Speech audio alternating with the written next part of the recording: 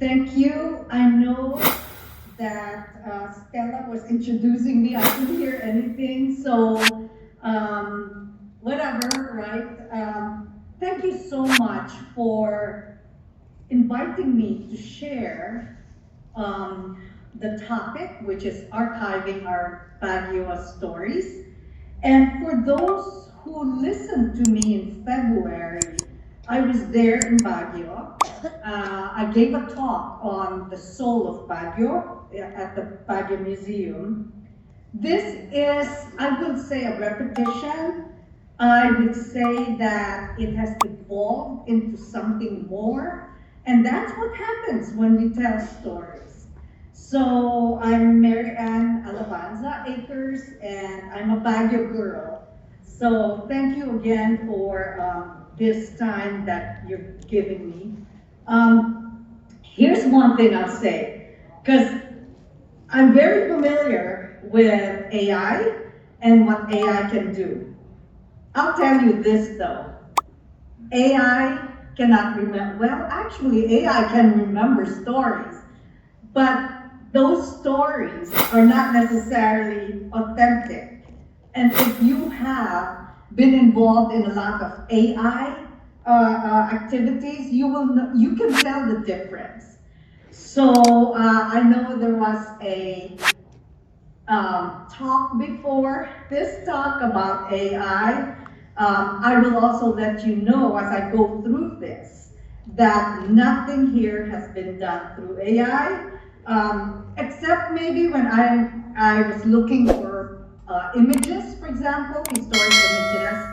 I use Google, which is Gemini AI. But anyway, just to let you know that the stories that I'm going to tell are stories from the heart. Jane Goodall has impacted me so profoundly. That's why I want to start this presentation with two of her quotes. What you have to do, she says, is to get into the heart. And how do you get into the heart? And with stories. And she tells so many stories in all her talks and her books. The most that I can remember, because I have ever since last week, I have gone through so many of her interviews. But when she told the story about the chicken, was she 4 years old at that time? I think she was about 4 years old. And her mother also tells this story, but they thought she was lost. And it turns out that she was actually watching a chicken hatch an egg because she was very curious. She said, I don't see the hole in the chicken. So she literally stayed there and observed for 4 hours. These are stories that come from the heart. Another quote that that I found and that has really touched me is every individual matters. Every individual has a role to play. Every individual makes a difference.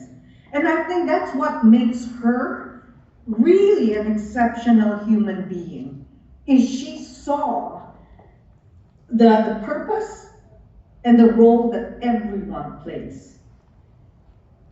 So let me start with what drives me. This book that I wrote many years ago, to me it was a lot of years ago, but it was only in 2018 that it was published. It starts off with the Baguio mountains of my youth beckons, a persistent gentle tapping on my memory soul. Spirits of wind, water, earth, and sky whisper in silence. Come back to us. The melodious call of pine trees bristle. I listen with my heart to the city's rhythms, harmonies that resonate in my conscious dreams. For these chants carry the mythical urban ballads of my youth, echoing their truths, permeating into my being. As my memory breathes this all in, I am transformed once again. The Cordillera spirits are calling. I am reminded that I am a child of the mountains. And I dedicated this book to all those who considered Baguio City their soul's hometown. Not everybody who regards Baguio as their hometown, their soul's hometown, grew up in Baguio, nor was born in Baguio. Nevertheless, if their soul says that's their hometown, then this is for you. One thing that I have learned through my life is that our parents are very important in our storytelling. We can start our storytelling from our family, from our immediate family. I have here an extended, examined life leads to torch passing. My mom, Nelly Enriquez Alabanza, I don't know if some of you know, I bet you a number of you know her. I remember Stella and Nash, they knew my mom very well, they worked together. She worked in several schools, University of Baguio, she was in UP, she was the director for the Baguio Foundation, Benguet Foundation Incorporated. And then of course my dad, Joseph Alabanza, was the first city architect, actually in the whole Philippines. He was the one who started the architecture program of St. Louis. So they have taught me about my siblings and I, my brothers and I, they have taught me kindness and how we have to treat everybody alike. They've also taught us how to feed our minds all the time, well, not all the time, but make sure that our minds are full. That's why to them education was very real and expected of us. One thing, particularly my dad, he said that we need to celebrate and preserve the cultural layers of what Baguio is. Here's an example of our house in Lobac. This was my dad's doing, I hope you can see my arrow, but sunflowers, although it's fake, but still he wanted this portion of our dining room to represent Baguio. So sunflowers, you see those hats, although those hats came from vegan, I literally was the one who brought those here. But then if you notice the bars behind that, that's not a typical security bar. He particularly wanted it to represent the mountains, symbolic of Baguio. And then here's outside of our house, where you'll notice a lot of it is very indigenous, very, very culturally layered. And that's what I grew up in. One thing they also taught me is to tell stories about their youth. And it's important that we go back to history. I remember my dad saying during the Japanese time, he was, I would say, about 8 to 10 years old. And it was very, very, in a way, traumatic for him because there were a few incidents that he witnessed personally. And if I'm not mistaken, I think it was in Malcolm Square, where the Japanese would, and I'm not going to go into the details, but it was very gory. But at the same time, he also had memories of the Americans and how they treated him. He was a houseboy for one of the American officers, and how he did not realize that he put gasoline on his hand and then he torched the fire in the fireplace of this American guy, and he burned his hand. And the American guy was so, according to him, very kind and made sure that his wound was taken care of.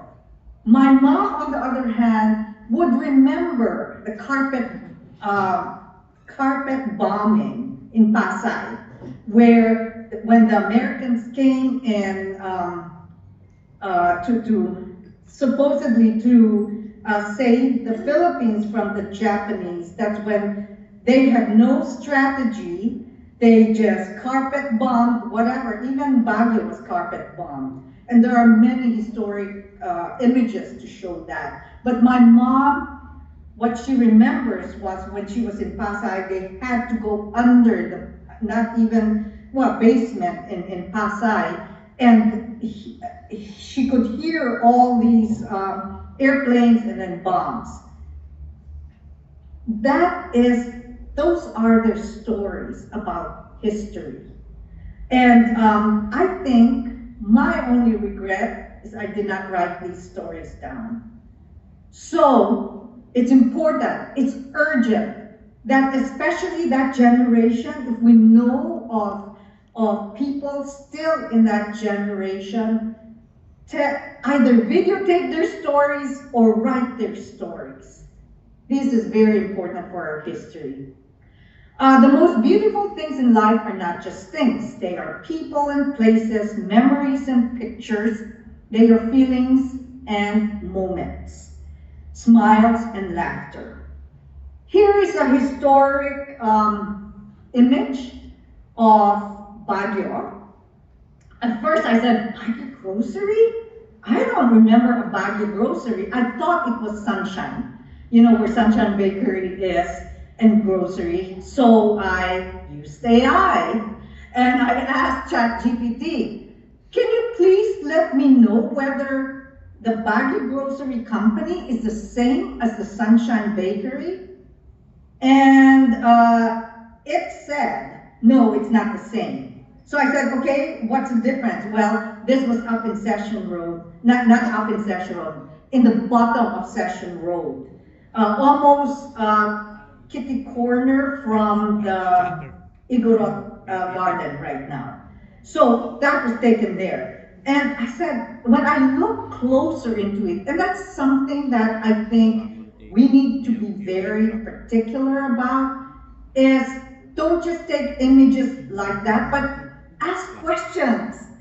And maybe use AI to answer those questions. But be very cautious that the sources of the AI, whatever AI gives you, you know, don't go check those too. But I was looking at this image and I said, those women dressed like that? I don't remember women dressed like that in Baguio. Maybe some of you do, but I don't.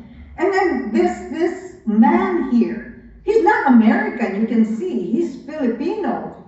But what was he? Was he a Filipino soldier up in Baguio? And all these, it was just like I had a lot of questions. And where are the indigenous people? Why are they not in this image? Lots of questions. So, again, it's important that we do, when we look at images, start to think about what those images symbolize. Now, here is a book, I have it right here, by Virginia Liquanan. The title is Filipinos and Americans, a Love-Hate Relationship.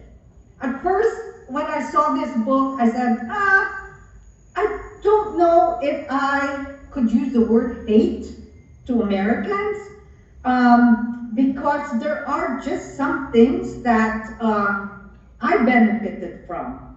But here is what she wrote, which to me really, it triggered a lot of thoughts and reflection. She writes, after a few decades of constant exposure to colonial schizophrenics, and I thought, colonial schizophrenics? I have never heard that term. Apparently, in her definition, these are actually Filipinos, particularly Filipinos in Baguio, who have two perspectives to Americans. They love or they hate. And according to her, subjugated peoples, that's us, also suffer personality deterioration and conflicting emotions, which results in an uncomfortable love-hate relationship with the Caucasian colonizers, marked by a compulsive desire to emulate them, while at the same time by an obsessive repudiation of everything they symbolize. Sometimes I fall in that category. Because as I said, there are times that, yeah, I say, oh my gosh, I'm glad Americans came, in a way. English, how many Asians actually speak English? During my generation, it was only the Filipinos, particularly those in Baguio. I remember when I would go down to Manila at University of the Philippines, I didn't know how to speak Tagalog that well because English was our first language in my generation. I grew up in the 50s and the 60s and 70s in Baguio. And so, again, that's if you have the chance, read this book. It really tells stories about Country Club and about American occupation in Baguio. Now, each of us have compelling stories to tell about how places have made us think and feel. And that's something about stories. It's not just about what happened, but it's also about the places and how these places have touched our hearts. There are two important American places that have molded me and shaped me. Brent School, where we went to high school, and whenever I talk about how we ended up there, my brothers and I preface my story with, we were not rich at all. It's just that my mom had a position there as a guidance counselor, and so we were given, I think it was either free tuition or half. So, but Brett molded my young adult life. And again, love, hate, I would not use hate when it comes to Americans, because it was here also to a large extent where I learned about my identity as a Filipino. We were a group of Filipino girls who hung out together, but at the same time, we were accepted to a certain extent. We were not part of the usual in crowd because we did not smoke. We did not smoke cigarettes. We did not smoke weed. Actually, we did, but not on campus. And we did not drink. But that was where my identity shaped as a young woman. And you know, the good thing about this is we have reunions almost every year. And we talk about the same stories and how Brent, the place, is so ingrained in our consciousness. Very, very interesting. I was there February when we had our 50th reunion. And the grass and the trees in neutral, which is that grassy area, was still the same. It felt the same. Let me go on because I'm running out of time. John Hay Air Base. It represented, again, America, the country that we wanted to emulate. Now I see how this particular place has impacted me in terms of knowing I don't belong there. Because when we, a group of Filipinos from Brent, would go in there, we would feel like people, the Americans, would look at us and be curious, like, who are these young women coming here? Now, at that time, this was a recreational area. And many of the Filipinos who these Americans dated, were not necessarily permanent relationships. So there was the, kind of cautious nature also that I had. However, in John Hay, That's where my family would go every Sunday afternoon to the library. It was the only place in Baguio at that time that had a whole array of books, novels, and all that. And we would spend 4 or 5 hours there after going to Mass in John Hay. So each of us have our stories about John Hay as well. We need to write about those. Here is another, again, the love-hate. It's not really hate, relationship with America, but how my parents were very, very much shaped also by the United States. Here's my mom.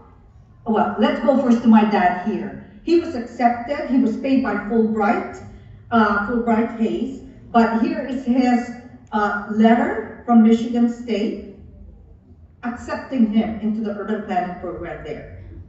And here's my mom and Mrs. Anne Alabanza, who was in the newspaper saying she's going to the States to do her master's in Iowa State. Again, American education was ingrained in us. It's the best in the world. Therefore, let us emulate that kind of educational system. And we know with the Thomasites coming that the Americans certainly, in a way, in a large way, influence our minds through education. I will tell you this, in your individual homes, you may have things like this. And don't throw them away, keep them, because those are the stories that down the road you will write about, or that your children or grandchildren are gonna ask you about. So keep these. Those are archives. I'll just go through this.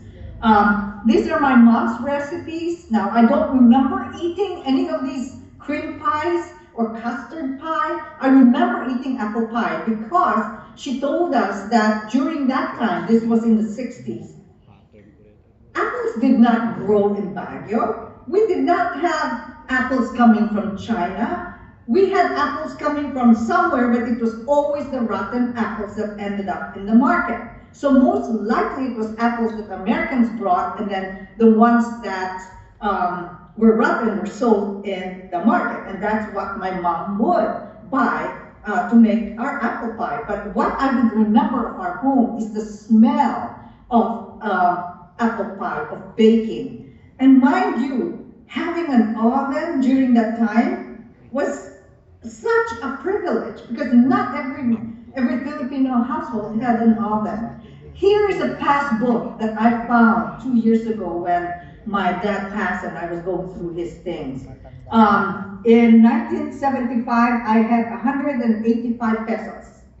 And my parents always said, particularly my mom said, always have savings. So again, your family influences you. Tell those stories. Here is okay, I'm watching my time. I'll go through this very fast. My dad, I know we kept this, but he received an award among many awards of the Builders of Baguio. When I first came, when he got this award during the centennial year in 2009, I wasn't there. But when I looked at it, I said, wait, these are all men. Where are the women? Women built Baguio as well. So, here is a picture that I love to show. I know in a lot of presses, they were called the witches of Baguio. I would say there were my auntie goddesses. These three women, to me, had an impact, even as a young woman, because they spoke their minds. They were the disruptors in meetings. And I love their courage. Please, if Lori, San Agustin, and I know Stella and your family, and a Afable family, please write their stories. Because if we don't, they're gonna be lost. And I want these three women to be remembered. as the women builders of Baguio. Urgency of time, and that's why I'm pleading to you, especially for like my parents' generation, even my generation. People are dying. People are passing through. So be very, very urgent in your action. I just want to show you the urgency of time. My dad passed away June 12, 2023. To the right here was in January 10th of 2020, a few months before he passed. He was living with my brother Dennis and his wife Pat. It was Pat who had to write our family tree because sometimes my dad would say,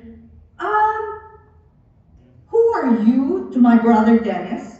Or else like, who are my children? So this, Pat, my sister-in-law, had to have this right in front of him so he will remember. And I'm telling you, to those who have lapse of time, of memory, I mean, things like this could trigger their memory.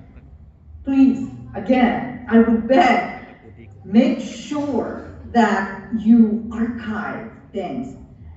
This image on the right is a week before my dad passed. He had notes all over the place. I have some of his notes here. But June 5th, he would write almost every 3 minutes. This is AM, okay? He would write. His memory was already going. But he would write every time. See this, reminiscing? That's very important. And he goes back to bed at 4:59. He had to write, I am in the home of Dennis, Patricia, and Gabrielle. So, urgency. Next, I would like to just share, and I'll go through this very fast, some of the books that I have read that have, or that is what I'm talking about in terms of our stories, our written stories. Rudy and Cesar de Porada wrote this book, Baguio Vignettes of Our Lives. Very, very interesting. Of course, I have to show this picture because that's Rudy, that's Cesar, and that's my dad. Grace Subido, the Baguio we know, she says, Baguio endures because it is continually remembered, reconjured, and reinvented by many more for whom this city is or has truly become home. To me, Baguio is home. If you go through this book, if you read this book, there's so many stories there that, again, brings back a lot of these memories. That's the type of archives that we really need to start treasuring. Memories, histories and memories. This is about the Baguio earthquake. Collective memory, very important book.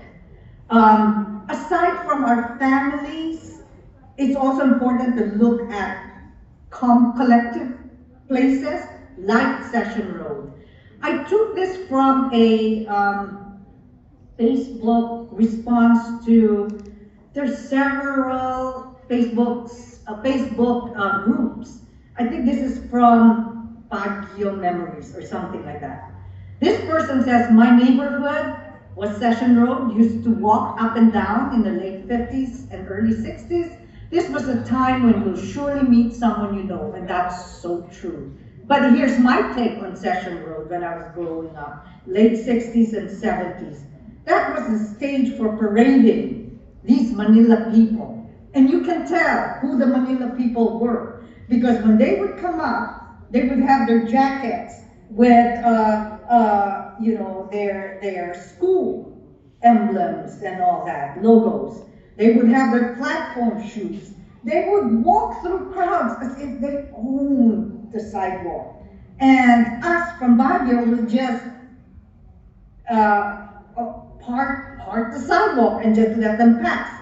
But you can tell that they were people who felt that they owned the place.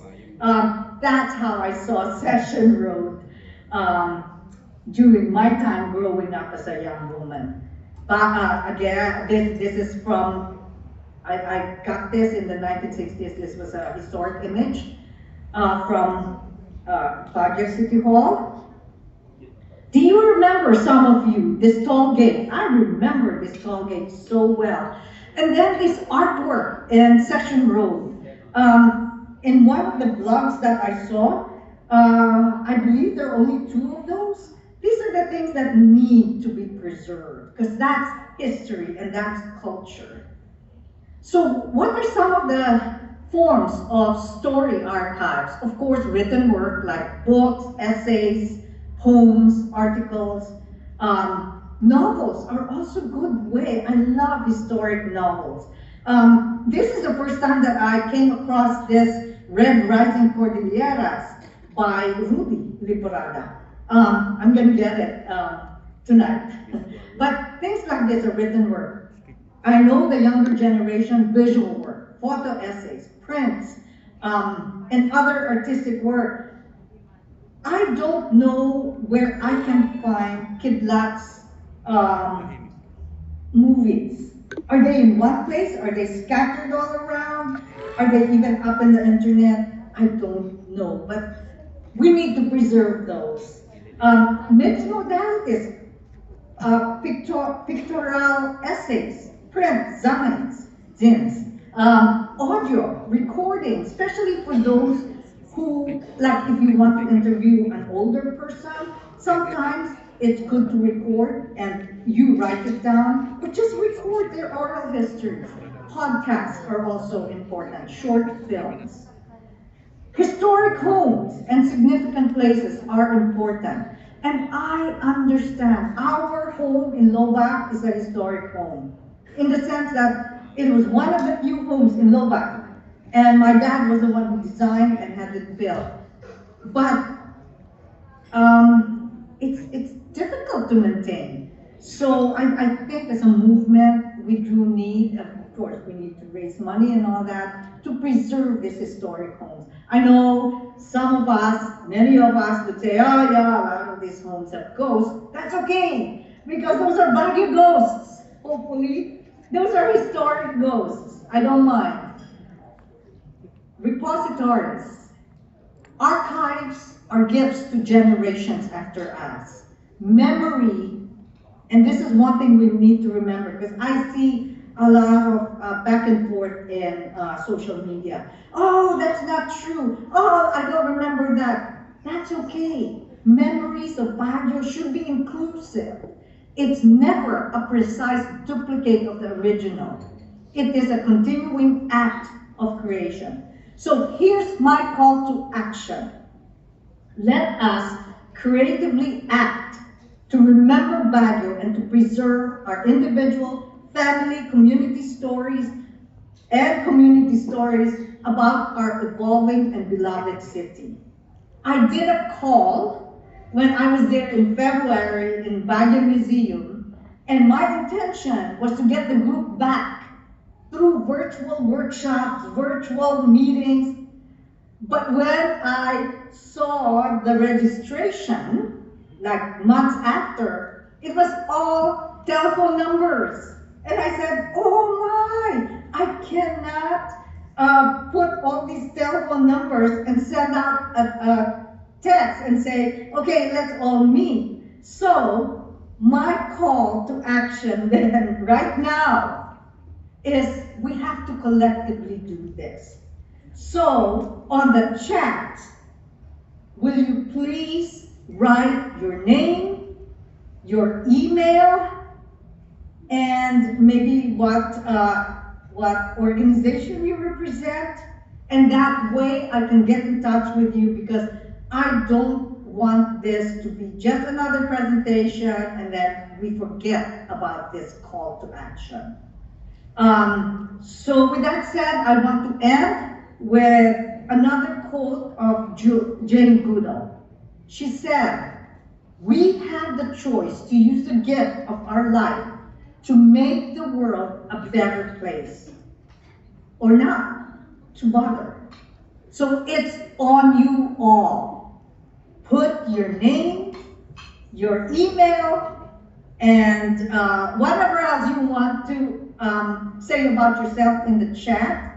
And my assistant, Rebecca DePonte, is gonna thank you, Rebecca, for your support in this.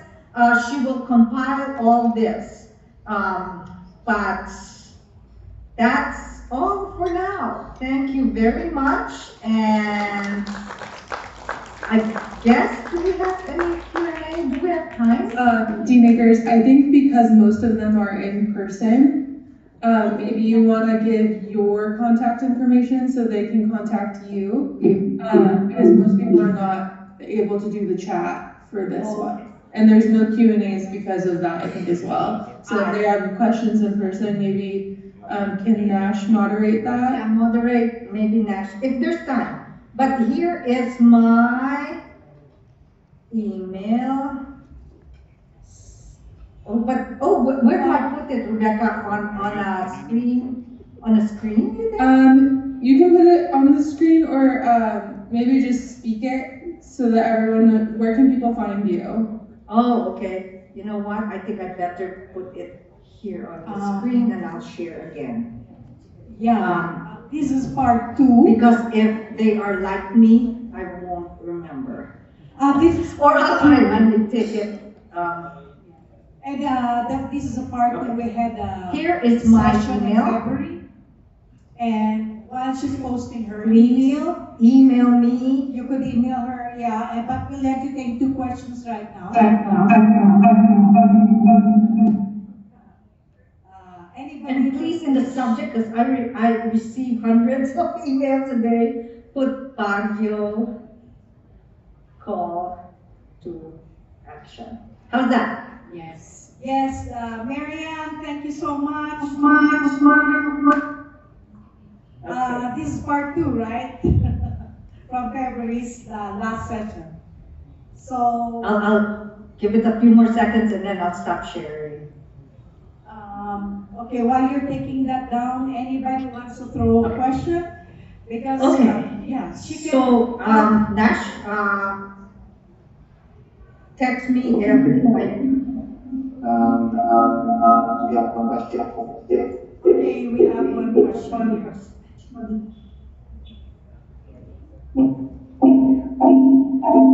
you know the sound is not very good now. Maybe you can put it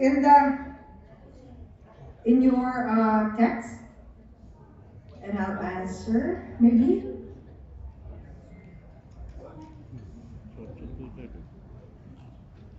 Space.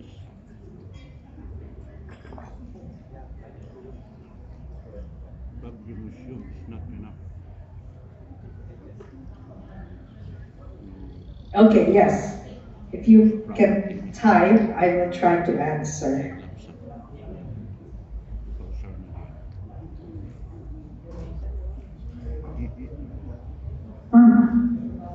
By the way, that's the thing about technology. If you're recording or you're videotaping, there's also a limit to that. I'll tell you why. Because a lot of things that events, a lot of archiving that I've done before, like 20, even 30 years ago, I can't access now because I don't have Betamax. I don't have CDs anymore, and those were CDs that I used.